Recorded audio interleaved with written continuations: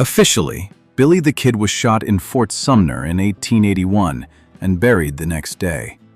But one question never really went away. What if that wasn't the end? Decades later, a man named John Miller, buried in a known grave in Arizona, was pulled into the story, and investigators tried to use DNA to see if he could have been the kid living under a new name. In this video, we're going to track what the records say, what the DNA plan actually looked like, why the results didn't settle anything, and what kind of evidence would be needed to truly close the case. Number 1. Fort Sumner, 1881. Pat Garrett wasn't chasing a legend at first. He was chasing a real person with a real warrant. Henry McCarty, better known as Billy the Kid, a young outlaw tied to the Lincoln County War and several killings in New Mexico territory. By mid-1881, Garrett had already captured him once, watched him escape, and then followed fresh talk that the kid was back around Fort Sumner. Fort Sumner was the kind of place where a wanted man could blend in for a while. Small, tight-knit, and full of people who knew how to mind their business when they chose to. It also sat at the edge of official power. Lawmen could ride in, but they didn't control every conversation, every doorway, or every ranch road. Earlier that year, Billy had been convicted and sentenced to hang, and he was being held in the Lincoln County Jail in the town of Lincoln. Then came the escape that turned him into a bigger symbol than any newspaper could print. On April 28, 1881, he broke out, killing 2 deputies, James W. Bell and Bob Ollinger, before riding away. For a frontier lawman, that kind of jailbreak wasn't just embarrassing. It challenged the whole idea that the territory had control. It also put extra pressure on Garrett because he had been hired specifically to bring Billy in. So, when word spread that Billy was back near Fort Sumner, Garrett had every reason to move fast and treat the next encounter as the final one. The most widely accepted version says Garrett arrived in the area with 2 deputies and ended up at the home of Pete Maxwell. Maxwell knew Billy the Kid, and Garrett believed Billy would show up there. The key detail is the lighting. Inside that house at that hour, it was dark enough that a face wasn't instantly obvious.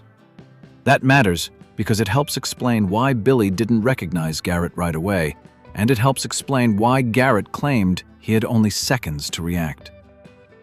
In Garrett's telling, Billy entered Maxwell's room, sensed someone else was present, and asked, "Quién es?" Spanish for "who is it?" Garrett fired, and the first shot hit Billy in the chest. Billy died there in the house, and Garrett later reported that Billy never spoke after the shot. Right after the shooting, officials tried to confirm identity the way people did at the time: witnesses, local knowledge, and an inquest. A coroner's jury was assembled. The body was treated as Billy the Kid, and people who wanted to see the dead outlaw were allowed to look at him. That detail is important because it suggests the authorities weren't trying to hide the corpse or rush it away in secret. The burial was quick, the next day, which was normal for the time and place. There was no modern morgue, no refrigerated storage, and no reason, at least then, to preserve remains for future science. There was also a practical reason to bury fast. The kid was famous, and fame brings crowds, souvenirs, and trouble. Even with that, the ending has weak spots that matter later. The old Fort Sumner cemetery was hit by floods, and markers were washed away. Decades later, people tried to point to the exact burial spot, but accounts didn't line up. Some surviving witnesses identified different locations. That uncertainty is a big reason the debate survives. If you can't point to confirmed remains, you can't do the one thing modern people want most: a clean DNA comparison. And once DNA is off the table, the whole case shifts back to the older kind of evidence: stories, documents, and how much trust you place in the people who were there. Number 2. How the legend keeps breathing. The Old West produced plenty of outlaws, but only a few turned into a repeating story that refuses to end. Billy the Kid did, and it happened for reasons that don't require a secret escape at all. First, records were thin and identities were flexible. In the 1870s and 1880s, New Mexico Territory didn't have standardized IDs, consistent spellings, or reliable paperwork for every move a person made. Names changed, ages shifted. People used aliases for work, for debts, for trouble, or just because they felt like it. That doesn't prove Billy survived, but it does create a perfect environment for uncertainty. Second, Billy's story was already being sold while he was still alive. Newspapers loved a dramatic outlaw, and later, cheap books turned him into a character bigger than the real person. Even Pat Garrett's early biography of Billy tried to claim it was setting the record straight, but it also locked the whole story to Garrett's voice. That's a strange setup when you think about it. The main narrative source is the man who killed him, and that naturally invites suspicion from people who don't like the idea of taking a killer's word as the final truth. Third, physical proof faded over time. If Billy's grave had stayed clearly marked, and if his remains could be verified, a lot of the noise would have died down. But the flood damage and the uncertainty around the burial site did the opposite. It kept the question open, and once a question is open for long enough, it turns into a market. Towns build museums, families build legends, researchers build careers. The Kid becomes a brand, not just a historical figure. Then there's the emotional part that people don't always admit out loud. Billy the Kid is easy to cast as the underdog. He was young, he moved fast, he slipped out of custody more than once. It's natural for people to root for the idea that he got away one last time, especially because the alternative is simple and blunt. A young outlaw was cornered and shot by a lawman in the dark. Survival stories keep the adventure going. They turn an ending into a loophole. That's the stage where claimants show up, men who say, decades later, that they were really Billy the Kid. Some claims collapse quickly when you check dates, ages, and basic facts. Two names, though, keep coming up in the modern conversation: Brushy Bill Roberts in Texas and John Miller in Arizona. The John Miller claim is the one that ties directly into the DNA question, because unlike Billy's uncertain grave, Miller had a known burial place in a state-run cemetery. Number 3. Who John Miller was on paper. The John Miller angle sounds simple on the surface. What if Billy the Kid didn't die in 1881 and instead lived quietly under a new name? In that version, John Miller is the name that matters. John Miller was a real person in Arizona records, and he died in 1937 at the state-run Arizona Pioneers Home in Prescott. He was buried in the facility's cemetery, which makes his resting place more defined than Billy's has ever been at Fort Sumner. That alone is why his name keeps getting pulled into the debate. If you can find a body with a name and a grave, you can at least imagine a test. It also helps to understand what the Arizona Pioneers Home was. It wasn't a private ranch cemetery or a family plot. It was a state-run home for elderly residents, and the cemetery attached to it was part of that public institution. That matters because it shapes how records were kept and how permission decisions were made. A state facility can have enrollment files and death records, but it also has legal duties to protect graves and avoid turning the place into a tourist spectacle. So from the start, Miller's burial was both easier to locate and harder to treat casually. What we know about Miller depends on which layer you're looking at. The official layer is basic. He was buried at the Pioneers' Home Cemetery, and records there described him as a widower. Reporting based on those records also said he was born in 1850 and that he had been adopted by the Kiowa as an infant after his parents were killed. Those details are a problem for the Billy theory, because Billy's early life is generally traced to Irish parents and a childhood that moved through places like Kansas and New Mexico, not a Kiowa adoption story. Still, the fact that a record exists doesn't automatically make it perfect. Frontier-era details can be wrong or based on what a person told officials late in life. The second layer is the claim itself, that Miller privately said he was Billy the Kid, or that people close to him believed it. This kind of claim is always tricky because it's mostly second-hand. It often appears after the person is dead, when nobody can challenge the story directly. In Miller's case, later summaries say the claim wasn't widely supported by his family until after his death. That doesn't make it false, but it does raise the usual question. If someone was carrying the biggest outlaw secret in the Southwest, why did it surface in a way that leaves so little solid documentation? The third layer is the gap. Supporters of the Miller idea point to a basic mystery. Miller's life before the early 1880s is hard to pin down with strong, consistent records. That gap is where the Billy theory tries to live. If you can't rule out that he's Billy, the argument goes, you can't rule out the survival story either. Critics flip that logic around. A missing record doesn't prove an extraordinary identity. It just means the record is missing. So the Miller file sits in an uncomfortable middle zone. Enough certainty to identify a grave, but not enough certainty to prove a past. Number 4. The modern lawman chase. The John Miller story turned into an active case in the early 2000s because two men with law enforcement backgrounds decided to treat it like a real investigation.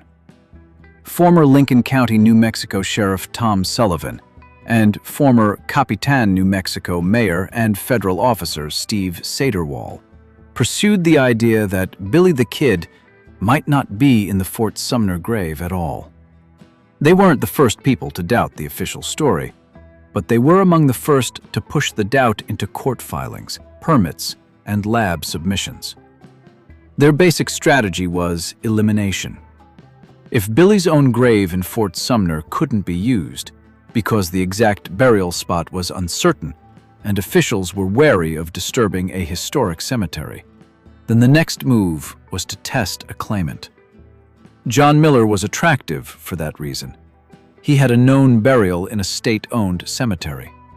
If Miller was not Billy, that closes one door. If Miller matched something linked to Billy, that would blow the debate wide open. This is where the Old West and the modern world collide.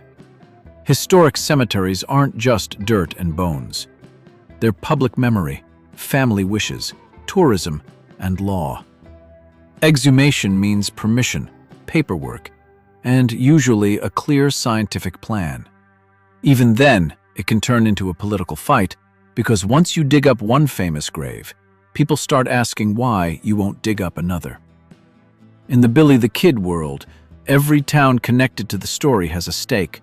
Fort Sumner, Lincoln, Silver City, Hico, and places in Arizona. A confirmed answer could shift tourism and local identity, and people don't always admit how much that matters. Not everyone liked what Sullivan and Saderwall were doing. Historians were blunt in press reporting, arguing that Miller being Billy was far-fetched and that the official death story had many witnesses.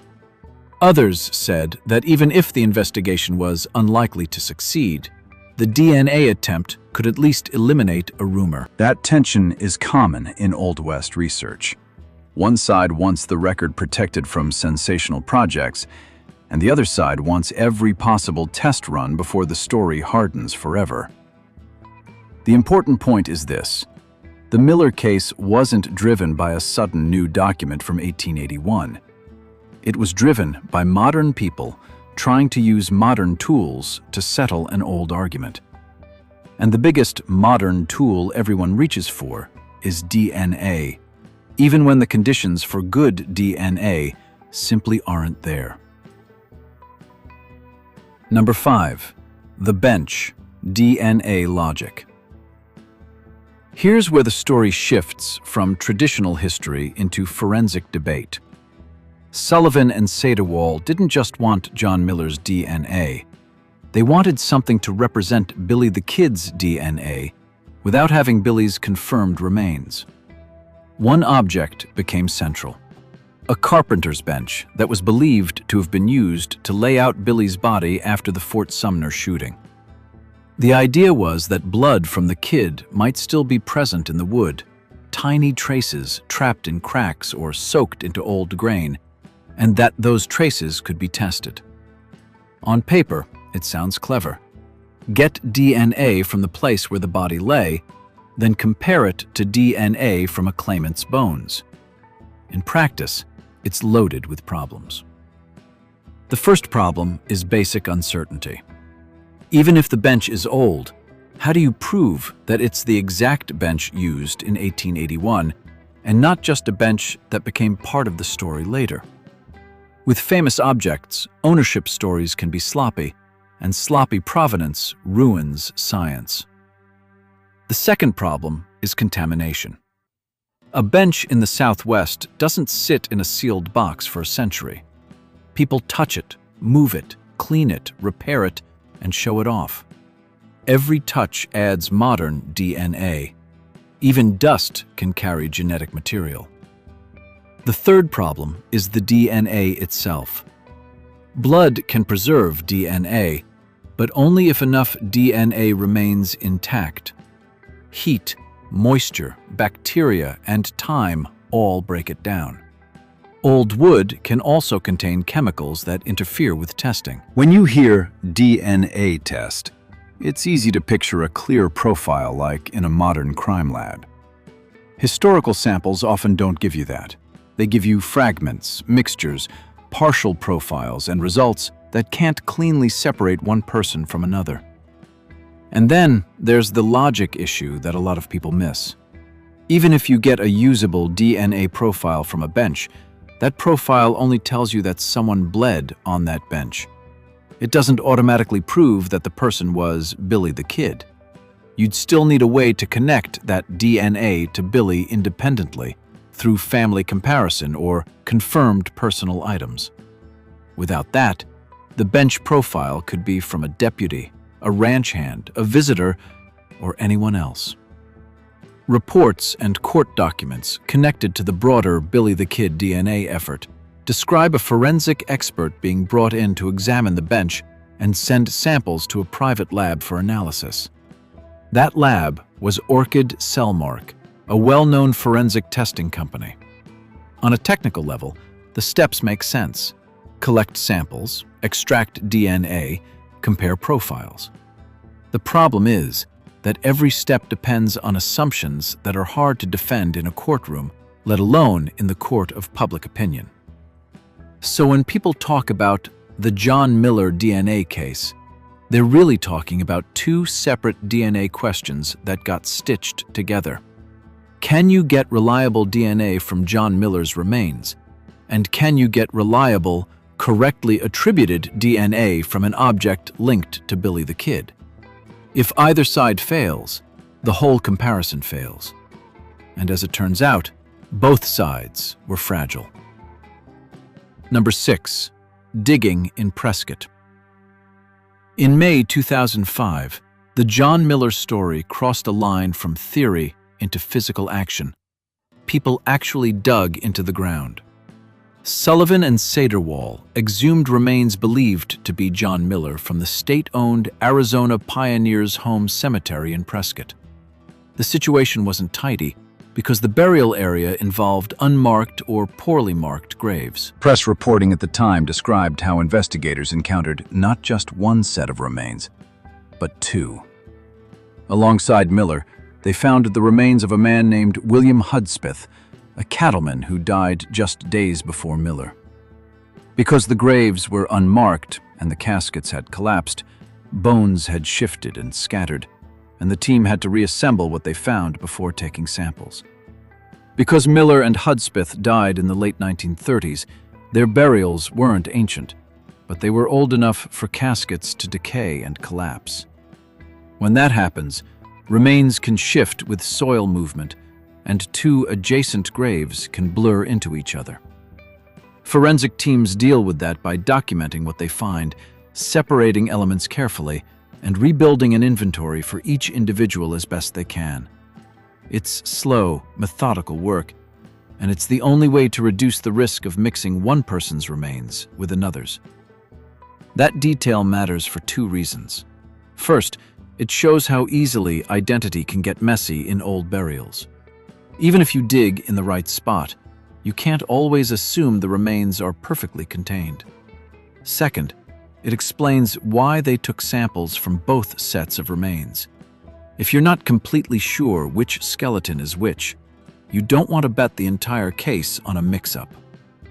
In the Miller dig, the team included specialists like a forensic anthropologist, and samples were taken for lab testing. Sampling also isn't as simple as grab a bone. Different tissues preserve DNA differently. Teeth and dense bone can hold genetic material longer than porous bone, especially when DNA is already breaking down. So investigators typically take small samples from the most promising material, trying to balance respect for the dead with the practical need for a usable test.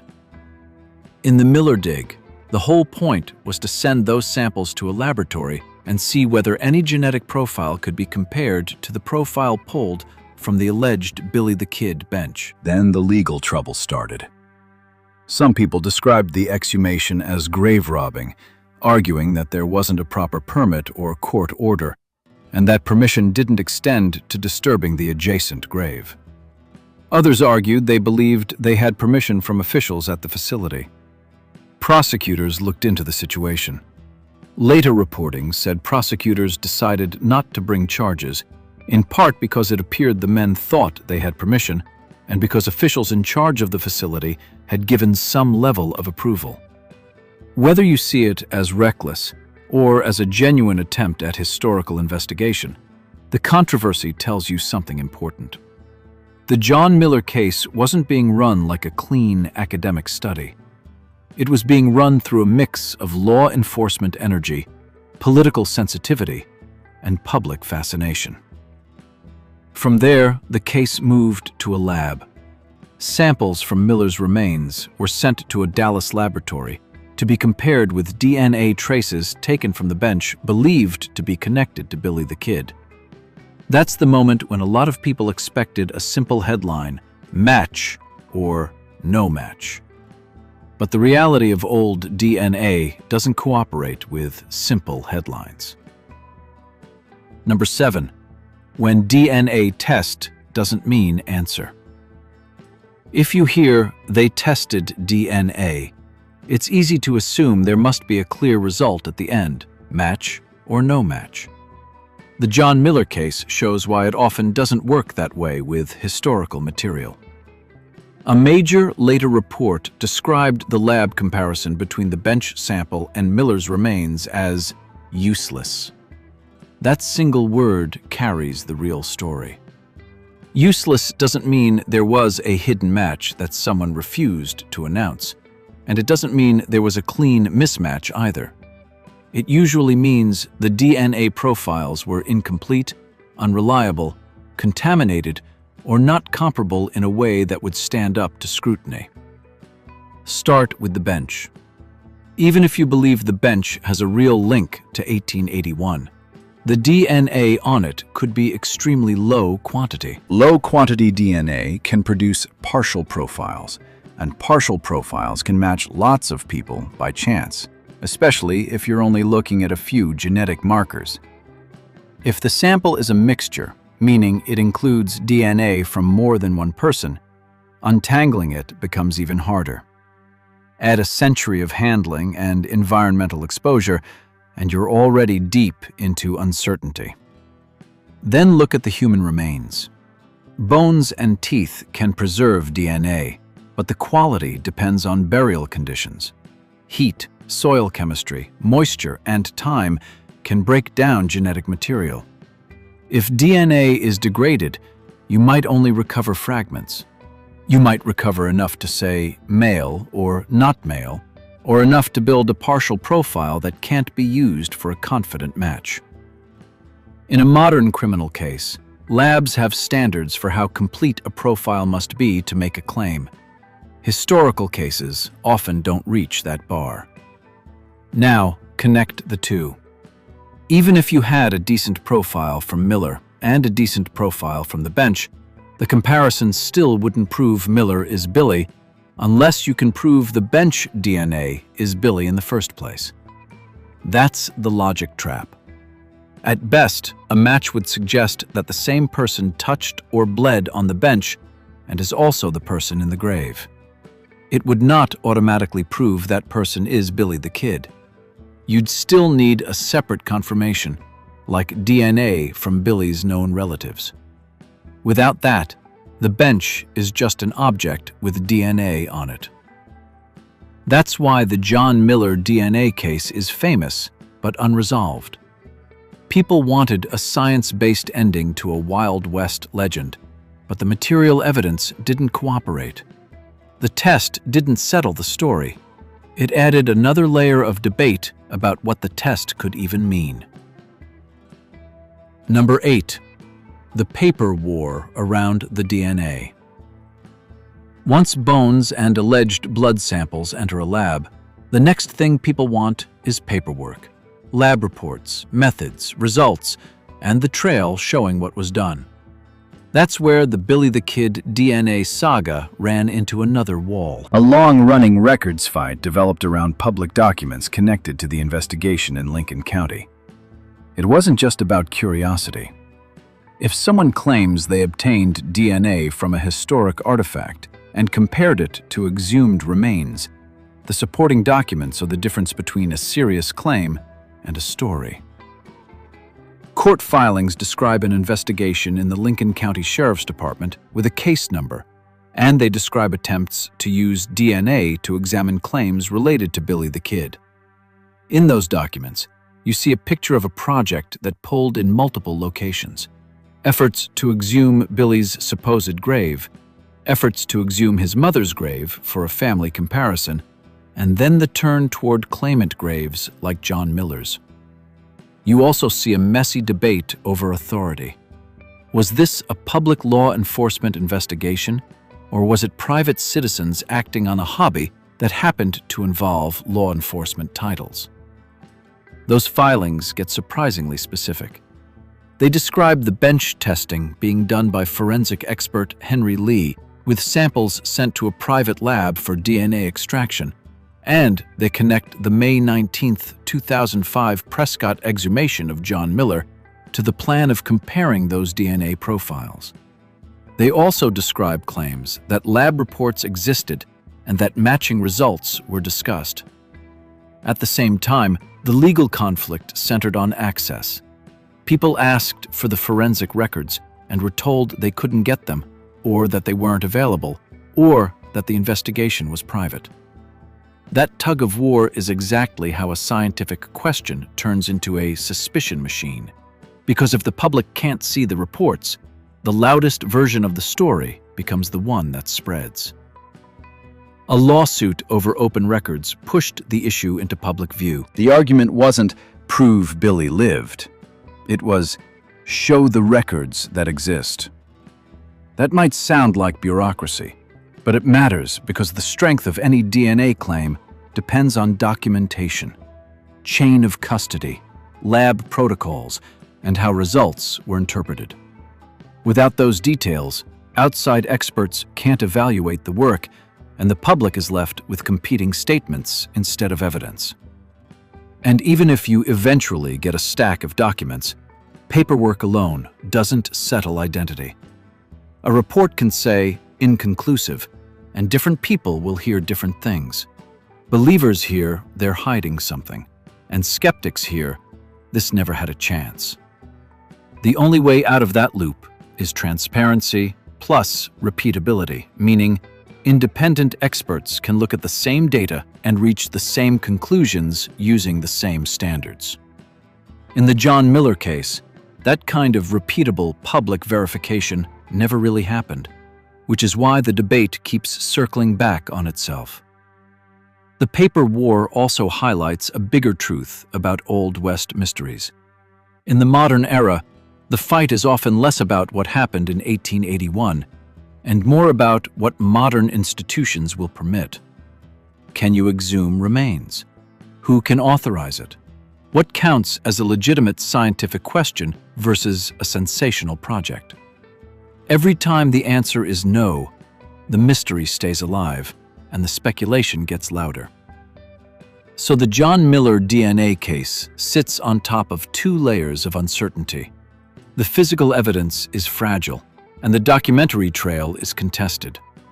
That combination is basically a recipe for never-ending debate, because nobody can produce a single, clean file that settles the question for everyone. Number 9. Does Miller fit Billy at all? If you strip away the drama and focus on basic facts, the John Miller theory has to clear a few big hurdles. Age is the first. Billy the Kid is generally placed as being born around 1859, while reporting based on Pioneer's home records described John Miller as born in 1850. A 9-year gap is a serious mismatch when you're trying to claim two identities are the same person. Supporters can argue that Miller lied about his age to protect himself, or that officials recorded it wrong. Those are possible in the abstract. The problem is that you'd need that kind of error to be consistent across time, and you'd need it to line up with other parts of Miller's life. The next hurdle is background. The same reporting said Miller was adopted by the Kiowa as an infant after his parents were killed. That doesn't match the best-known outline of Billy's youth, which is tied to his mother, her moves west, and his early arrests as a teenager. Again, a supporter can say, people reinvent their past, especially if they're hiding a criminal identity.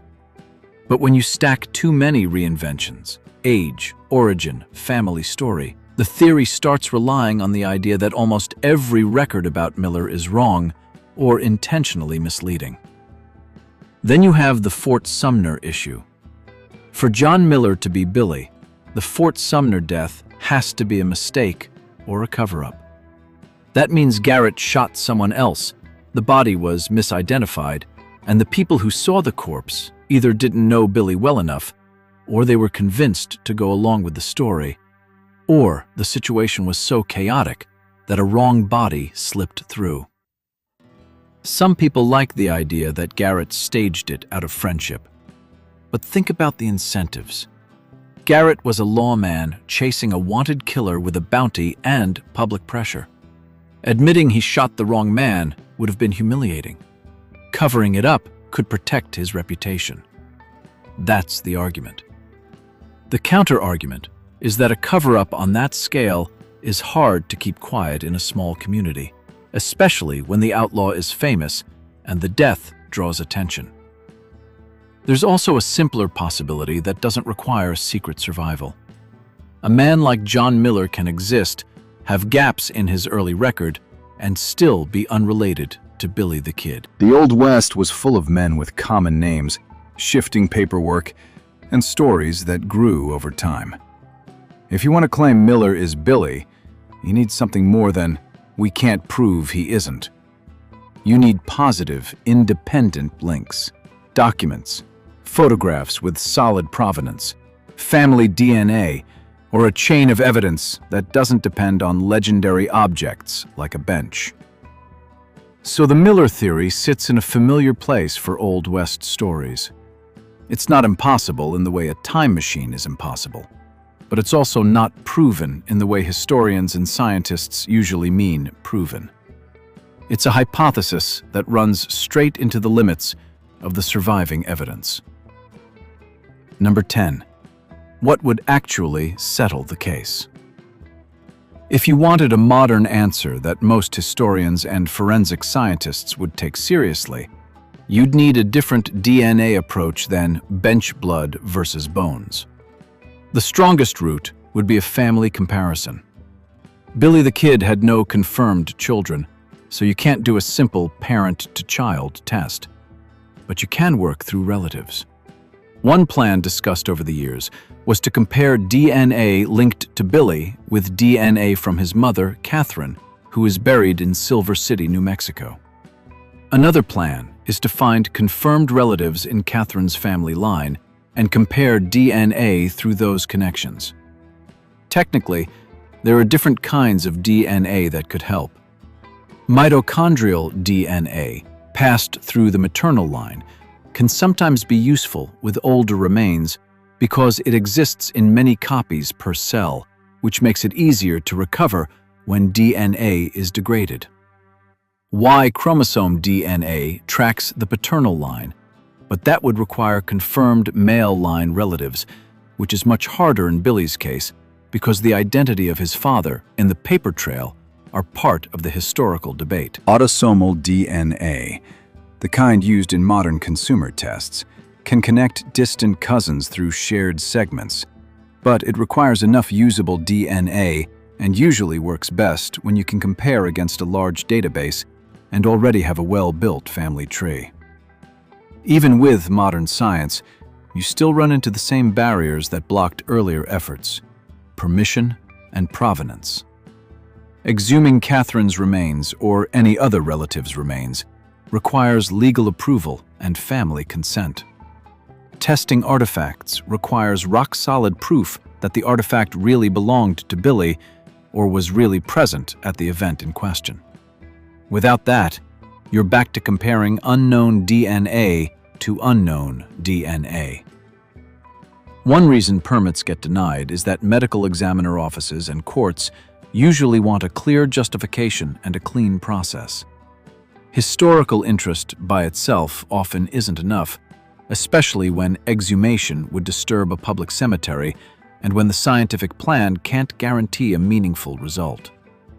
In the Billy the Kid debate, officials have at times required a court order or refused permits outright, which blocks the strongest kind of DNA comparison before it even starts. There are also other tools besides DNA that could add context, even if they can't give a final identity. Forensic anthropology can estimate age at death and sometimes identify old injuries or patterns consistent with a known life history.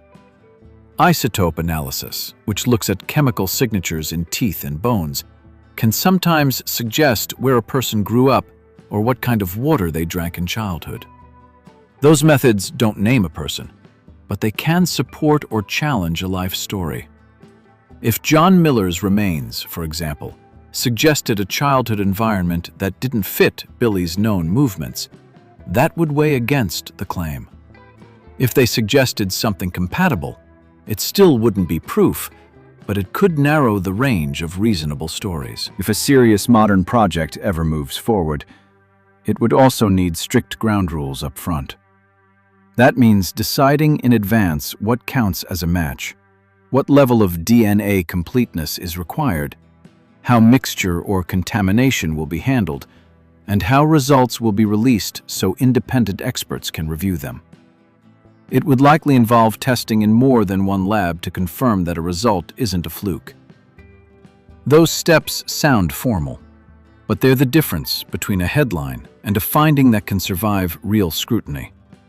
So the question, what if Billy the Kid lived, ends up depending on something the Old West rarely gives us: a clean chain from 1881 to today, with documented custody of remains or objects, and a family comparison that can be repeated by independent experts. Without that kind of chain, the John Miller file stays stuck between a story people want to be true and evidence strong enough to force everyone to accept it.